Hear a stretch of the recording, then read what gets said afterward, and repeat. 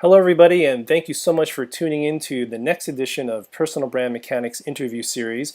My name is Peter Sterlacci, and I am the founder of Believe, Become, Be Your Brand, where I work with on-the-move careers to help them shift gears, get out of the saddle, and sprint to career success.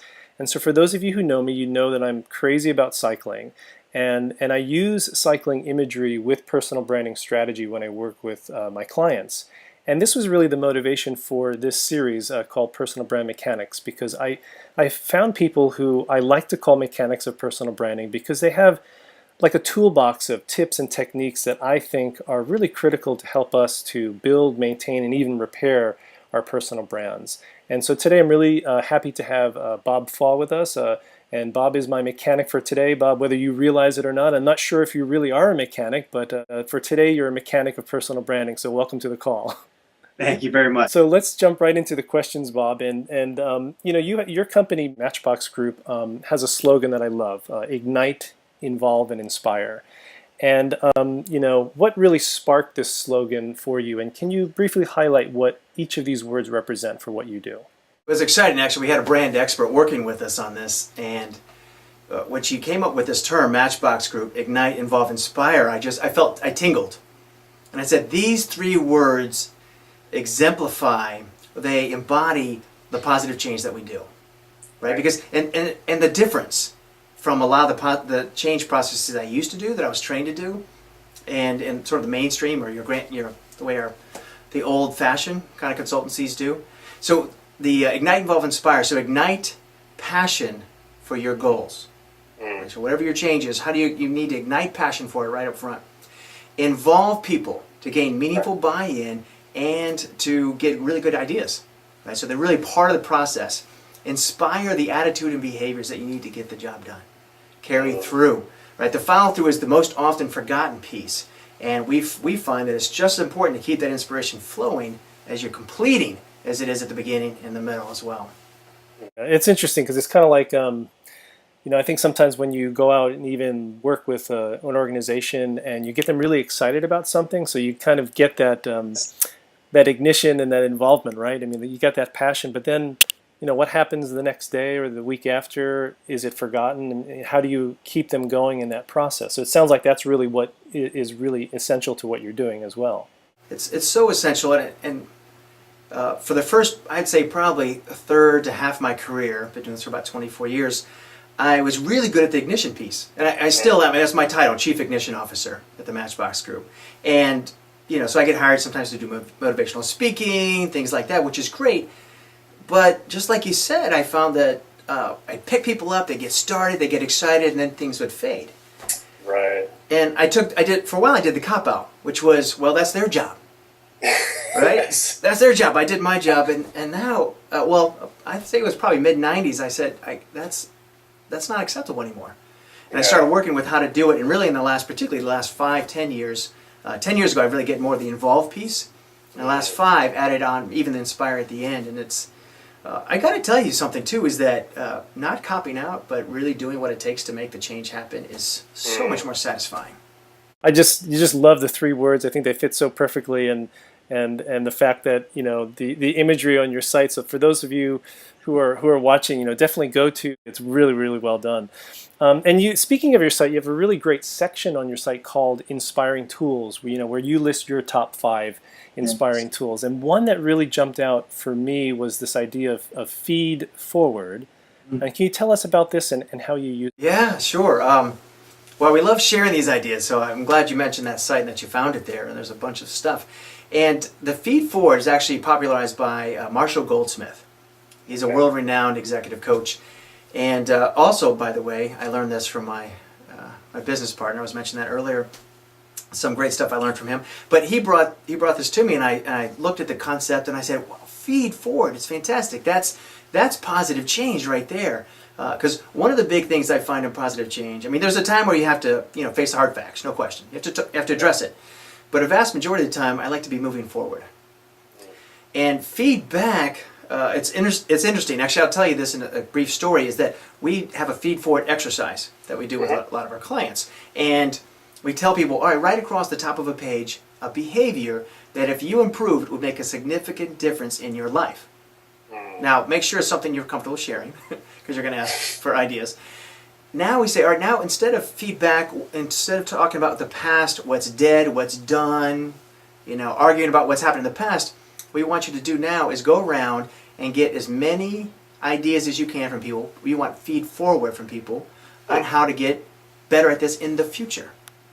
Oh, I see. Yeah, because successful people want help. They're excited when you help them in the future, but they're not excited when you point out problems. Right, or defect. We like to think that there's an inner movie everybody has in their mind, that they're always playing, right? Thoughts, ideas, what's good, right? Rehearsing things. And when you give feedback, people usually get defensive. Or what we call it, get the caveman up, right? That behind part of our brain. Get the caveman active. And feed forward tends to get the caveman passionate instead of defensive. Nice. Instead of fight, flight, or freeze, you want passion. Right. So the feed forward is really all about forward focus, where you're going. Right. And it's really great that I'm talking to somebody right now who's in Kyoto, Japan, which, by the way, is one of my favorite cities. I've been there before. It's wonderful. Great. I loved all the temples. Mm-hmm. And particularly because in the Japanese culture and the Chinese culture, there's a big deal about saving face, about honor. And giving blunt, direct feedback can really cause huge problems, can lose huge contracts, and so on. And feed forward is so much easier. Yes. For those folks, I've had some folks in Southeast Asia who have tried it, and they found that their people start developing much, much faster. They don't feedback they had to give in private, one-on-one, and it was painful and time-consuming. Feed forward, a colleague of mine, or a client actually, who's in Thailand. She's in the Ministry of Education, and she told me that when she started doing feed forward, their folks, her group, could do it live as a team. Sure. Oh, great. Here's what we're going to do, another iteration of this project. Let's give each other a bunch of feed forward on how to get better. And it became like an energetic party instead of this, oh, we really failed kind of thing. Yeah, well, it's kind of like, I guess, as you said, just the word feedback is loaded with kind of that sense of, oh, this is going to be negative, I mean, we do say there's constructive feedback, positive feedback, negative feedback, etc. But I think no matter what, when you hear the word feedback, we tend to cringe a little bit. And I really like this idea of feed forward. It kind of reminds me of a little bit of work I do, where I call it forward visioning, where you really vision into the forward and where do you see yourself, a year from now. And imagine if, almost in a sense, imagine if you were watching a movie about you. And who are you talking to? What's going on? What are you saying? And I think that kind of, I have found it's in the same sense, it really motivates people to say, this is where, from a personal branding standpoint, this is where I see my brand taking me in the next year. So this is really interesting. And that kind of like ties into my next question, because someone recently got me interested in the SOAR analysis instead of the SWOT analysis. And it kind of that jumped out for me when I was looking at your site with regard to appreciative inquiry. That's right. And to me, it's such a big part of it's part of what you do, but also I think it really goes hand in hand with personal branding, because we build the plans around what works rather than trying to fix what doesn't. So you seem to be a big advocate of this. So I'm wondering, how do you incorporate it in the work that you do? I'm a huge advocate. You're absolutely right in that one. So I often use SOAR in the strategic planning process, right? So often in strategic planning, there's the SWOT analysis, right? Strengths, weaknesses, opportunities, and threats. And I tell you what, everybody I've talked to says it's miserable. Right. And that no matter what you do, no matter how hard you try, you spend way too much time on weaknesses and on threats. And here's the thing, because I used to do that, but I found that about 80 to 90% of the weaknesses you list are a waste of time to talk about. You don't have time to deal with them. You're too busy. You only have to deal with what's most important to get you to your goal, right? And what you do with branding, we do a very similar thing with organizational change. Right? We envision the future and say, all right, what is it that we can do? So SOAR, which is, of course, is strengths, opportunities, aspirations, and results. Right. When we first started using it, of course, we had a little bit of fear was, are we actually going to do the hard stuff? Are we going to get what we need to get done? And we found that we could do some market analysis and bring it into it and then help that feed the SOAR instead of worry about threats. Yeah. So opportunities, all right, given the marketplace, what are our opportunities out there? And every client we've done this with, and even people I've coached, who've done it themselves, have said that it's the level of creativity goes through the roof. Sure. right? Because they're excited, they're inspired about it, and their confidence goes up. Even the quality of their planning gets better. And Right. I asked them. I said, "So you've done SWOT in the past. Did you feel like you were missing something that was important?" And they said, "Well, we used to think no pain, no gain. We missed a lot of pain, but we actually got more gain." So, as you can see, I think it's phenomenal. So I'm very indebted to the Appreciative Inquiry crowd for coming up with that. Just the whole fact of having the appreciative inquiry piece, I think is helped me, at least with people that I work with, because as you said, I think it's just a byproduct of our culture and society where we've been kind of trained to focus on weaknesses, right? Now in what I do, we often tell people, if you have a weakness that gets in the way of your strength, you do need to examine it, but not focus on weaknesses that is really not going to have any impact on what you're strong at and what's going to make you even superb. So, Right. so speaking of personal branding, I wanted to ask you, what is your personal brand? And I don't know if anyone's ever asked you this question or if you ever thought about it, but if someone were to say, hey, what is brand Bob Faw, what would you say? I would laugh. That's a really great question. For me, I definitely think it's positive transformation. Right. That's how I've lived my life since I was 18 years old. So personal transformation for myself, and that's what I love to do for other people. So that's the big thing, and around it, of course, around that branding. I mean, I actually recently did a 360.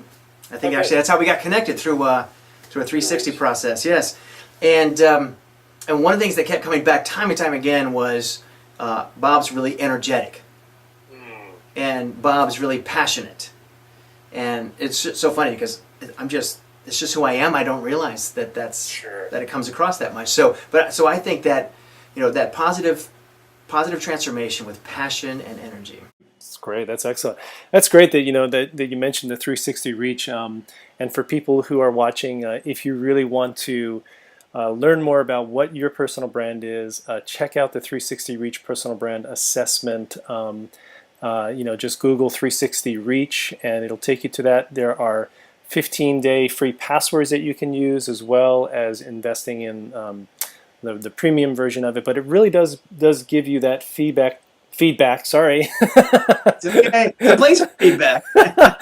But it does give you that information that I think really helps us to understand what our brand is, because it's a tricky question. But when we get that information back, it helps us to say, well, hey, yeah, this is really what defines me and how I can use that moving forward, so to speak. So now, because I consider you a personal brand mechanic, as I said, someone who has tools and techniques to help build, maintain, and repair a personal brand, I want you to imagine that someone's brand has a flat tire, to use a cycling analogy.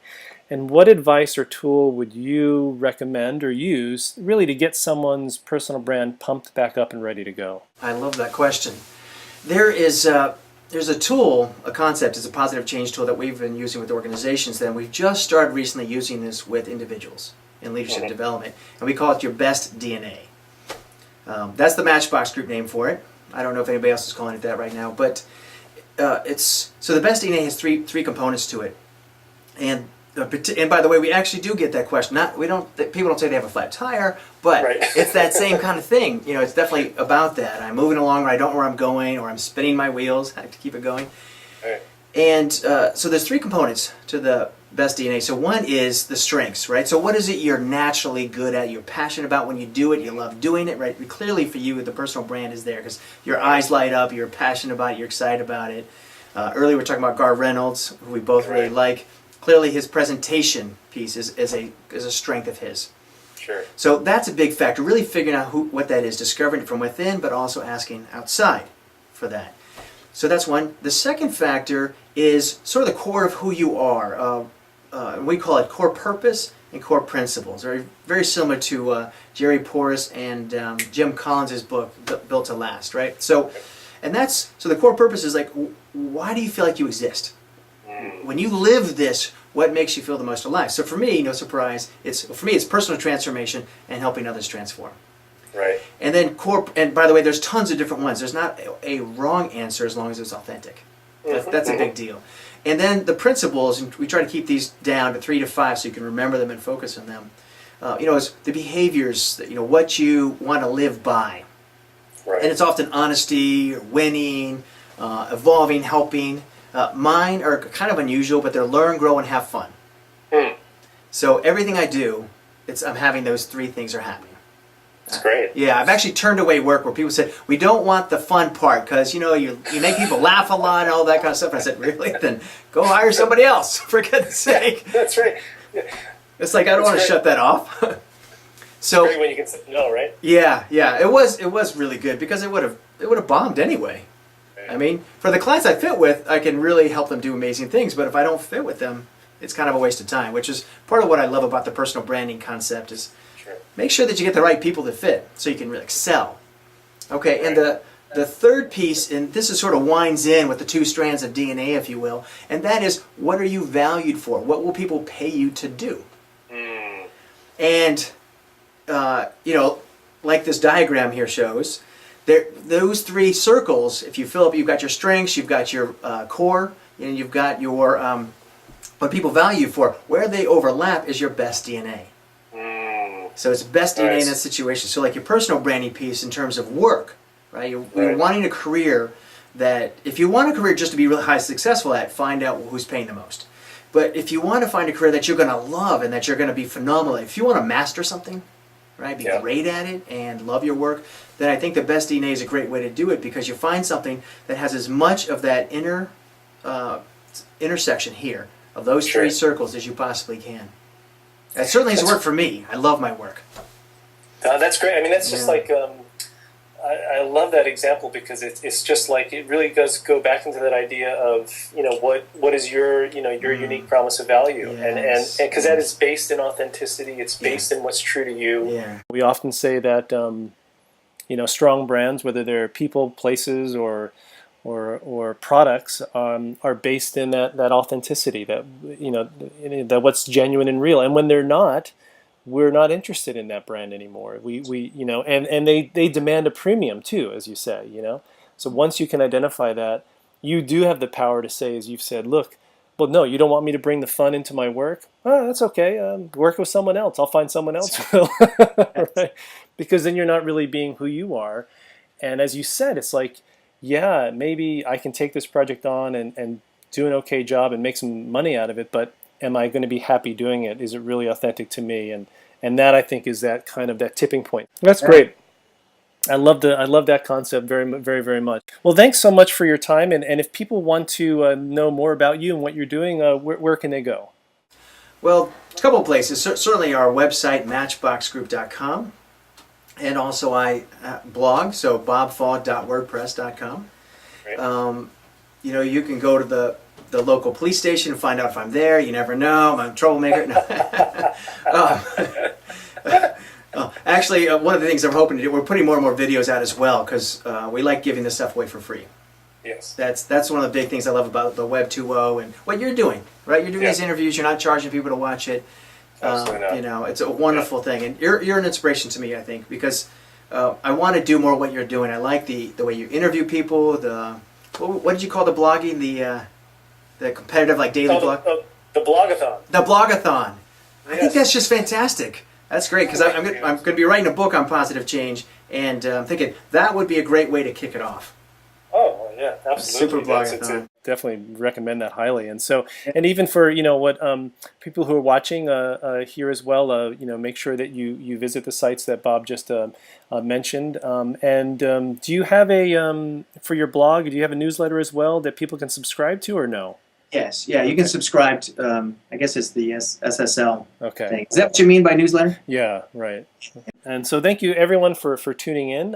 And Bob, thank you so much for your time. I really appreciate it. And keep moving forward and soaring forward and inspiring people. And I really love what you're doing. And all the best to you. And let's stay in touch. Thank you. And sayonara. Sayonara.